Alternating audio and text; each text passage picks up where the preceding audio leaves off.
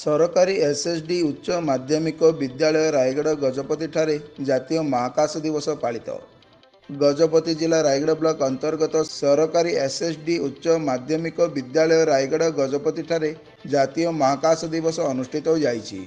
एही कार्यक्रम अवसर में जिलार सुनामधन्य तथा राष्ट्रपति पुरस्कार प्राप्त विज्ञान शिक्षक श्री विनोद चंद्र जेना मुख्य अतिथि रूपे उपस्थित रही महाकाश क्षेत्र में भारतर उल्लेखनीय अवदान एवं महाकाश यात्रार सविशेष विवरणी विद्यालयर छात्र और छात्री मानक प्रांजल भाव वर्णना करथिले।